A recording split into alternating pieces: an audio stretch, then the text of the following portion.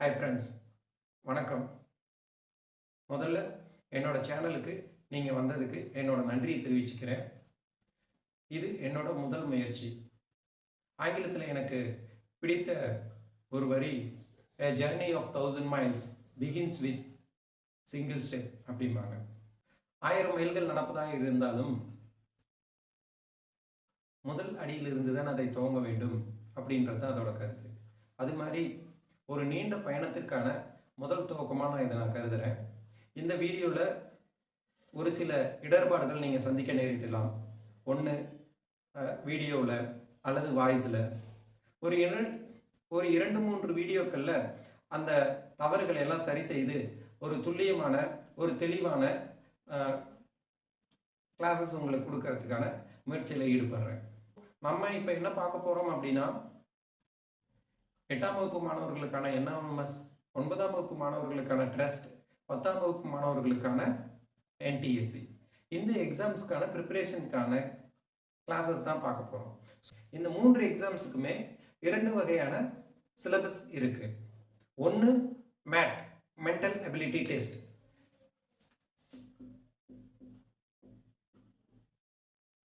ரெண்டாவது SAT, scholastic aptitude test. அதாவது mat அப்படின்றது வந்துட்டு மனத்திறன் தேர்வு.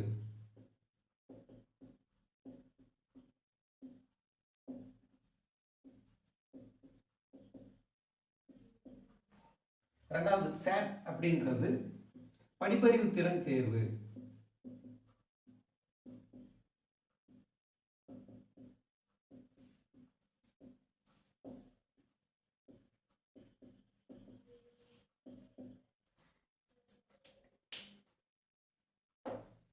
இந்த மேட் இதுல என்ன வரும் அப்படின்னு சொல்லி பார்த்தோம்னாக்க, அதுல நம்ம அறிவு கூர்மையை பயன்படுத்தக்கூடியது. இதுல 2 டைப்ஸ் இருக்கு. ஒன்னு வெர்பல் ரீசனிங், இன்னொன்னு நான் வெர்பல் ரீசனிங். சாட்ல எடுத்துக்கிட்டோம் அப்படின்னா, நம்ம சொன்னோம் இல்லைங்களா, படிப்பறிவு திறன் போட்டி, படிப்பறிவு திறன் தேர்வு. அதாவது இதற்கு முந்தைய வகுப்புகளில் எது வரைக்கும் படிச்சிருக்கோமோ, நம்ம பாடத்திட்டத்தில் எது வரைக்கும் படிச்சிருக்கோமோ அதிலிருந்து கேள்விகள் கேட்கக்கூடியது. அப்போ இது முழுக்க முழுக்க பாடத்திட்டம் சம்பந்தப்பட்டது. நம்ம புக்ஸில் படித்த விஷயங்கள் தான். NMMS இருந்தால் 7ஆம் வகுப்பு மற்றும் 8ஆம் வகுப்போட முதல் 2 பருவங்களில் இருக்கக்கூடிய கணிதம், அறிவியல், சமூக அறிவியல். டெஸ்ட் எக்ஸாமாக இருந்தால் 9ஆம் வகுப்பு மாணவர்களுக்கான தேர்வு இல்லையா, அது 8ஆம் வகுப்பில் இருக்கக்கூடிய அறிவியல், கணிதம் மற்றும் சமூக அறிவியல் பாடங்கள்ல இருந்து கேட்பாங்க. 10ஆம் வகுப்பு அப்படின்னு சொல்லி 10ஆம் வகுப்பு மாணவர்களுக்கான டெஸ்ட் எக்ஸாமா இருந்தா 9ஆம் வகுப்பு அளவிலான கணிதம், அறிவியல், சமூக அறிவியல் இந்த பகுதிகளில் இருந்து கேட்பாங்க. இந்த சேட்டை பொறுத்த வரைக்கும் என்ன அப்படின்னு சொல்லி பார்த்தோம்னாக்க, மறுபடியும் சொல்றேன், கணிதம், அறிவியல்,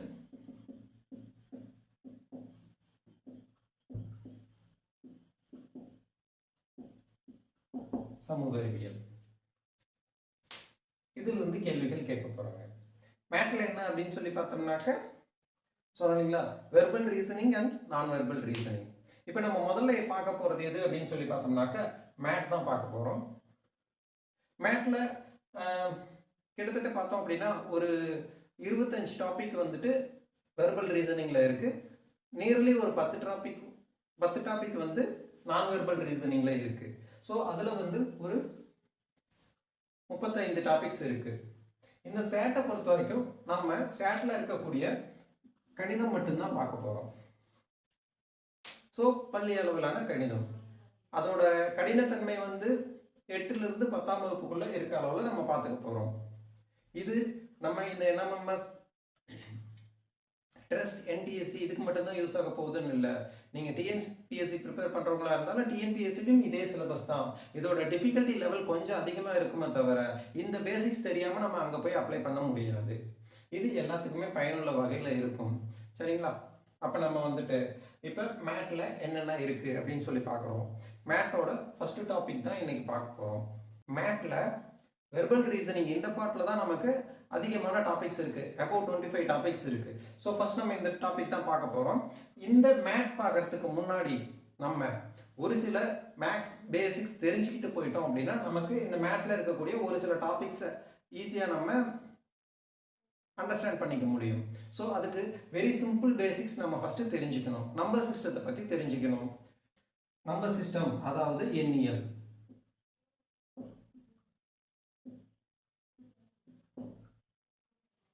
நம்ம சின்ன வயசுல இருந்தே படிச்ச விஷயங்கள் தான். ஜஸ்ட் ஒரு ரீகால் பண்ணோம்னா போதும், ரொம்ப சிம்பிளா நமக்கு புரிஞ்சிடும். நம்பர் சிஸ்டம் அப்படின்றப்ப என்னென்ன நம்பர்ஸ் இருக்கு அப்படின்னு. நம்பர்ஸ் நம்ம எங்க இருந்து ஸ்டார்ட் பண்றோம்? 1 2 3 இப்படிதான் நம்ம கவுண்ட் பண்ண ஸ்டார்ட் பண்றோம். இந்த மாதிரி எண்ணும் எந்த ஒரு திங்ஸையும் நம்ம கவுண்ட் பண்றதுக்கு எண்றதுக்காக பயன்படுறது இந்த 1 2 3 தான். ஸோ அப்ப இந்த எண்களை என்ன அப்படின்னு சொல்லி சொல்றோம் அப்படின்னா இது இயல் எண்கள்.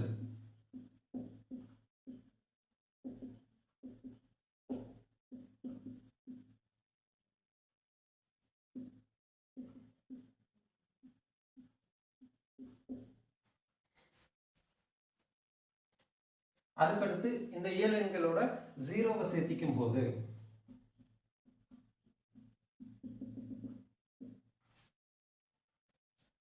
முழு எண்கள் அப்படின்னு சொல்லி சொல்றோம்.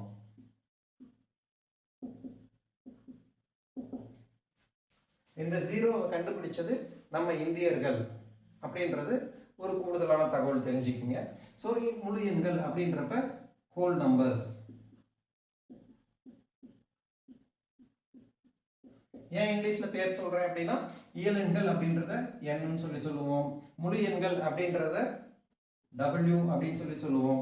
அடுத்து இதோட மைனஸ் வேல்யூஸும் சேர்த்துக்கிறோம். 0 1 2 3 இருக்கு, நெகட்டிவ் நம்பர்ஸ் இருக்கு இல்லையா, அதாவது குறை எண்கள், அதையும் நம்ம சேர்த்திக்கிறோம். அப்படின்றப்ப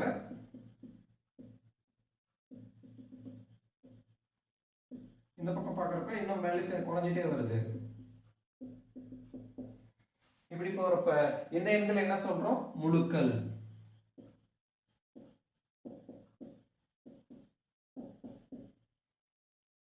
அதாவது இன்டிஜர்ஸ் I அப்படின்னு சொல்லி சொல்றோம். சரி, இப்ப ஜீரோவோட கூடுதலான எண்கள் என்னங்க? முழு எண்கள். முழு எண்களை விட கூடுதலான எண்கள் வந்துட்டு முழுக்கள். இப்ப இதுக்கு இதை விட அதிகமான எண்கள் அப்படின்னு சொல்லணும்னா எதை சொல்லலாம் அப்படின்னா இதற்கு இடைப்பட்ட எண்களை தான் சொல்ல முடியும். அப்ப அங்க என்ன வருது அப்படின்னா தசம எண்கள், அதாவது டெசிமல் நம்பர்ஸ் தான் சொல்லணும். 0க்கும் 1க்கும் நடுவில் என்ன இருக்குன்னு சொல்லாங்க? ஆஃப், அரை அப்படின்றது இருக்குன்னு சொல்லலாம். அந்த 0க்கும் அரைக்கும் நடுவில் என்ன இருக்குன்னு சொல்லலாம்? கால் அப்படின்றது இருக்குன்னு சொல்லலாம் இல்லைங்களா? அப்ப அதோட மதிப்புகள் என்னவா நம்ம குறிப்பிடுறோம் அப்படின்னா 0க்கும் 1க்கும் இடையில இருக்கக்கூடிய அறையை நம்ம எப்படி எழுதலாம் அப்படின்னா 0.5 அப்படின்னு எழுதலாம். கால் அப்படின்றது எப்படி எழுதலாம்? 0.25 அப்படின்னு சொல்லி எழுதலாம். அப்ப இதற்கு இடைப்பட்ட நிறைய எண்கள் இருக்கு அப்படின்னு சொல்லலாம். தசம எண்கள் அதுல 3 வகைகள் இருக்கு. ஒண்ணு வந்து முடிவுறு தசமம்.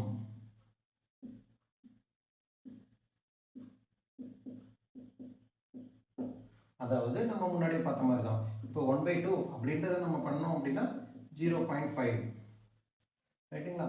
இதே 1/4 அப்படின்றப்ப 0.25 அவ்வளவுதான், முடிஞ்சது. இதுக்கப்புறம் எதுவுமே கிடையாது. இதே 1/3 அப்படின்றத நம்ம எடுத்துக்கிட்டோம்னா இதை டிவைட் பண்ணும்போது நம்மளோட வேல்யூஸ் என்ன கிடைக்கும் அப்படின்னா 3 3 3 இந்த மாதிரி போயிட்டே இருக்கும். சரிங்களா? இந்த மாதிரி முடிவுறாம போயிட்டே இருக்கக்கூடிய தசமத்தை என்ன சொல்றோம் அப்படின்னா முடிவுறா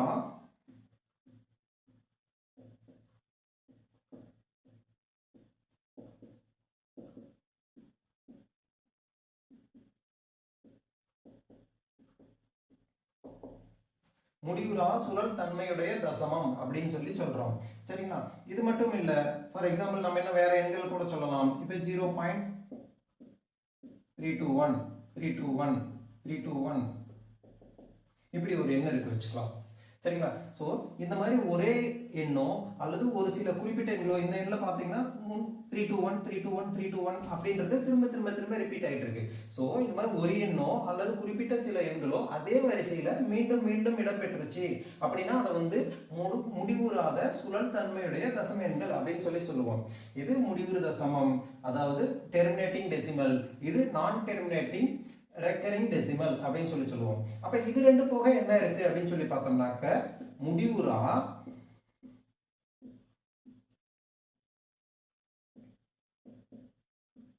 சுழல் தன்மையற்ற தசமம்.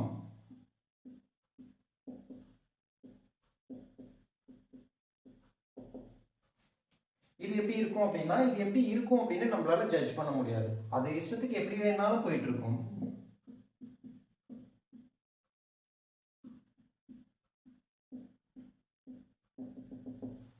இப்போ இந்த என்ன எடுத்துக்கிட்டு இந்த மாதிரி கண்டினியூஸா ஏதோ சம்திங் போயிட்டே இருக்கும். நமக்கு அதோட வேல்யூ என்னவா இருக்கும் அப்படிங்கறத நம்மளால ஜட்ஜ் பண்ணவே முடியாது.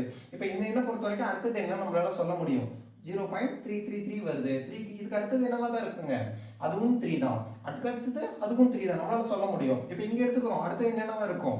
1க்கு அடுத்து மறுபடியும் 3 தான் வரும், அடுத்து மீண்டும் 2 தான் வரும், அடுத்து மீண்டும் 1 தான் வரும்.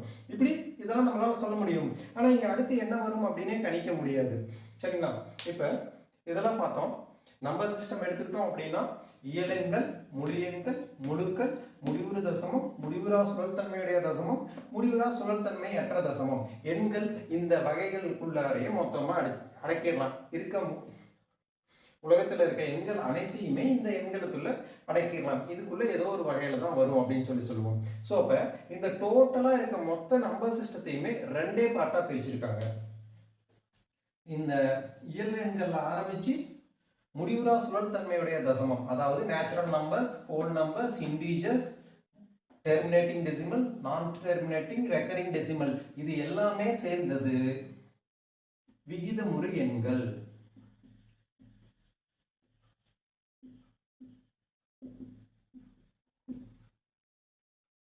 இது இந்த எண்கள் எல்லாமே நம்மளால P/Q அப்படின்ற ஃபார்மேட்ல எழுத முடியும். சரிங்களா? ஆனா இந்த முடிவுறா சுழல் தன்மை அற்ற தசமம் இருக்கு இல்லைங்களா, நான் டெர்மினேட்டிங் நான் ரெக்கரிங் டெசிமல், இது மட்டும் நம்மளால இதை வந்து ரேஷனல் நம்பர் அப்படின்னு சொல்றோம். இதை இர்ரேஷனல் நம்பர், அதாவது விகிதமுறா எண்கள் அப்படின்னு சொல்றோம்.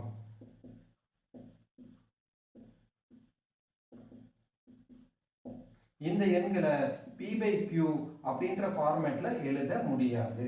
ஸோ டோட்டலா நம்பர் சிஸ்டத்தையே நம்ம ரெண்டே வகையாக தான் பிரிக்கிறோம்.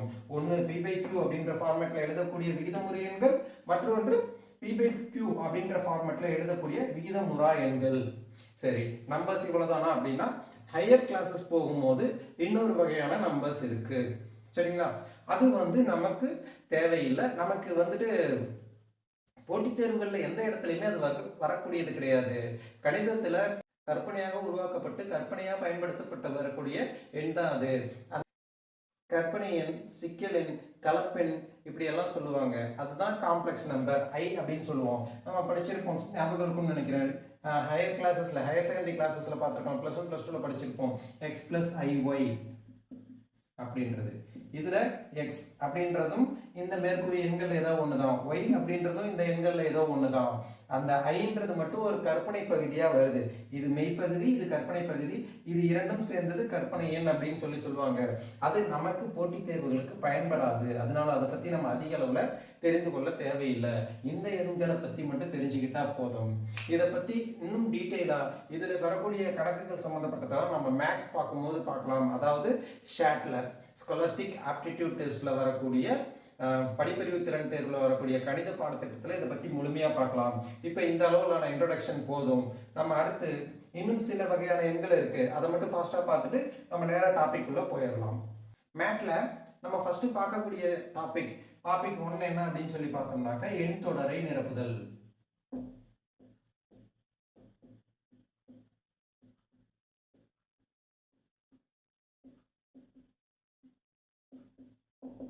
ஸோ இதில் எப்படி கேள்விகள் வரும் அப்படின்னா, ஒரு சீரியஸ் கொடுத்துருப்பாங்க. சில எண்கள் கொடுத்துருப்பாங்க, ஒன்று இடையிலையோ அல்லது கடைசியிலையோ டேஷ் கொடுத்துருப்பாங்க. அது என்னவா இருக்கும் அப்படின்னு தான் கேட்பாங்க. ரொம்ப சிம்பிளா நானே உங்களுக்கு சொல்றேனே. இப்ப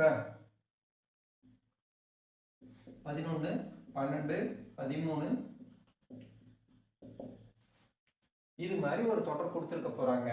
இப்ப அந்த கோடிட்ட இடத்துல என்ன வரப்போகுது அப்படின்றது தான் கேள்வியா இருக்க போகுது. ஸோ சிம்பிளா நம்ம இந்த மாதிரி எளிமையான கேள்விகள் கேட்டால் நம்ம சிம்பிளா ஆன்சர் சொல்லிடலாம். என்ன வரப்போகுதுங்க? 14 தான் வரும் அப்படின்ட்டு. சரிங்களா? இப்ப ஆனா நமக்கு இது மாதிரி எளிமையா கேட்க மாட்டாங்க. கொஞ்சம் கணிதத்துல நம்ம படிச்ச நுணுக்கங்களை அப்ளை பண்ற மாதிரி கொஞ்சமாவது யோசிக்கிற மாதிரி தான் கேள்விகள் இருக்கும். இவ்வளவு எளிமையான கேள்விகள் இருக்காது. அப்ப அதுக்கு நம்ம இன்னும் ஒரு சில எண்கள் தெரிஞ்சுக்கிட்டோம் அப்படின்னா பரவாயில்ல. நம்ம ஆல்ரெடி எண்ணியல்ல இருக்கக்கூடிய சிஸ்டம்ஸ் பார்த்தோம். இயல் எண்கள், முழு எண்கள், முழுக்கள், விகிதமுறை எண்கள், விகிதமுறா எண்கள் இதெல்லாம் பார்த்தோம். இருந்தாலும் மேற்கொண்டு தெரிஞ்சுக்க வேண்டிய சில எண்கள் இருக்கு. அதுல ஃபர்ஸ்ட் வந்து வர்க்க எண்கள்.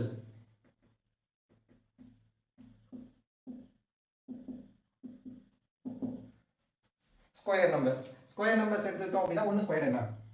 1, 2 square 4, 3 square 9, 4 square 16, 5 square 25, 6 square 36, 7 square 49, 8 square 64, 9 square 81, 10 square 100, 11 square 121, 12 square 144. இந்த மாதிரி போயிட்டே இருக்க போகுது. சரிங்களா?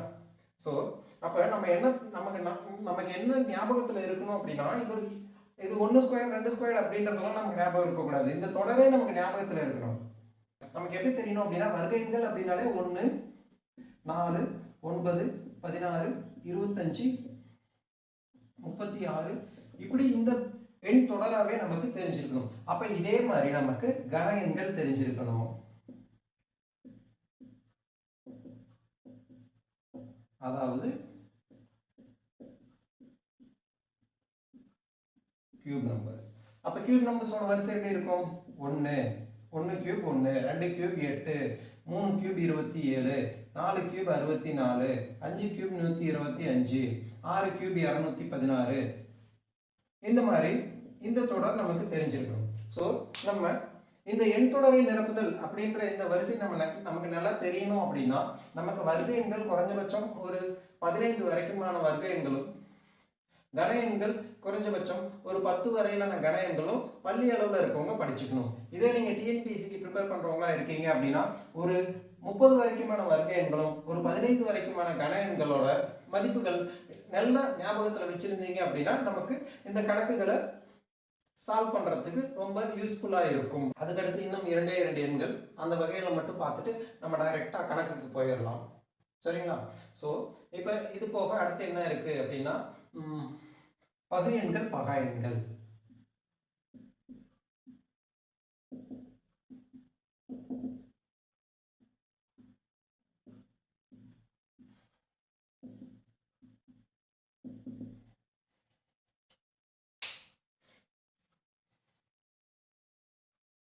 பகு எண்கள், பகா எண்கள் இதுக்கு நிறைய விளக்கங்கள் இருக்கு. அதை நம்ம டீட்டெயிலாக வந்துட்டு மேக்ஸ் கிளாஸ் பார்க்கும்போது பார்த்துக்கலாம். ஒரு எண் 1ஆலையும் அதே எண்ணாலையும் மட்டும்தான் வகுப்படும், வேறு எந்த எண்களாலையும் வகுப்படாது அப்படின்னா அந்த எண்கள் பகா எண்களா இருக்கும். சரிங்களா? ஒரு எண் 1ஆலையும் வகுப்படும், அதே எண்ணாலையும் வகுப்படும், அது போக அதுக்கு இடையில் உள்ள மற்றொரு எண்ணாலையும் வகுப்படுது. அப்ப அதாவது 2க்கும் 1 மற்றும் அதே எண், இந்த 2 எண்களை தவிர அதற்கு மேலும் ஒரு எண்ணாலோ பல எண்களாலோ வகுப்பட்டுச்சுன்னா 2ற்கும் மேற்பட்ட எண்களால் வகுப்படக்கூடிய எண்கள் பகு எண்கள் அப்படின்னு சொல்லலாம். சரிங்களா? பகா எண் அப்படின்னா சரியாக 2 எண்களால் வகுப்படக்கூடியது, ஒன்னாலும் தன்னாலும் வகுப்படக்கூடியது அப்படின்னு சொல்லலாம். ஏன் 2 எண்களால் வகுப்படக்கூடியது அப்படின்னு சொல்றேன் அப்படின்னா 1 எடுத்துக்கிட்டோம் அப்படின்னாலும் 1 அப்படின்ற நம்பர் எடுத்துக்கிட்டோம் அப்படின்னா அந்த எண் ஒன்னாலையும் வகுப்படும், தன்னாலையும் வகுப்படும். ஆனா அப்படி கிடையாது, 2 வகுதிகள் இருக்கணும். இந்த 1 மட்டும் பகு எண்கள்லையும் வராது, பகா எண்கள்லையும் வராது. சரிங்களா? அப்ப பகு எண்கள், பகா எண்கள் அப்படின்ற வரிசை என்ன அப்படின்னு சொல்லி பார்த்தோம்னாக்க 2, 3, 5, 7, 11, 13, 17 இப்படி போய்கிட்டே இருக்கும். சரிங்களா? பகு எண்கள் அப்படின்னு சொல்லி பார்க்கும்போது இரட்டைப்படை எண்கள் எல்லாமே அதில் வந்துடும். ஏன்னா 2க்கு அடுத்து வர 2ஐ தவிர மீதி இருக்கக்கூடிய இரட்டைப்படை எண்கள் எல்லாமே பகு எண்களில் வந்துடும். எல்லாமே 2ஆல் வகுப்படும்.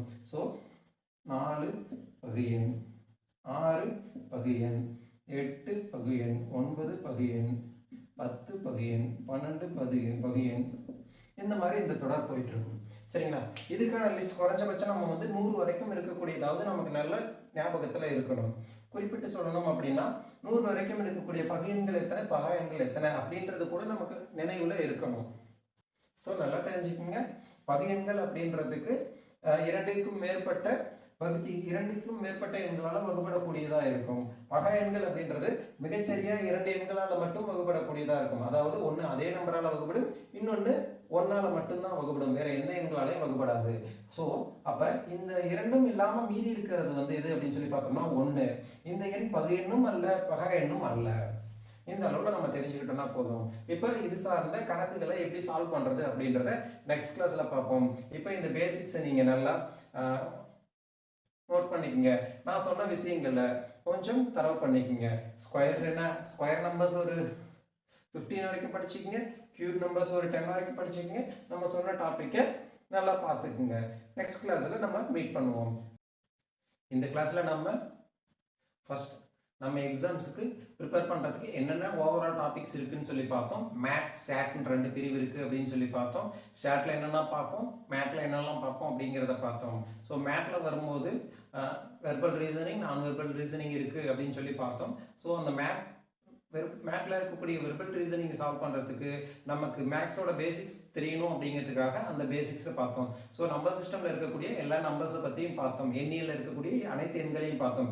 இயலெண்கள் ஆரம்பித்து இயலெண்கள், முழு எண்கள், முழுக்கள், தசமங்கள், அந்த தசமங்களில் இருக்கக்கூடிய 3 வகையான எண்கள், முடிவுறு தசமம், முடிவுறா சுழல் தன்மையுடைய தசமம், முடிவுறா சுழல் தன்மை அற்ற தசமம், இதெல்லாம் பார்த்தோம்.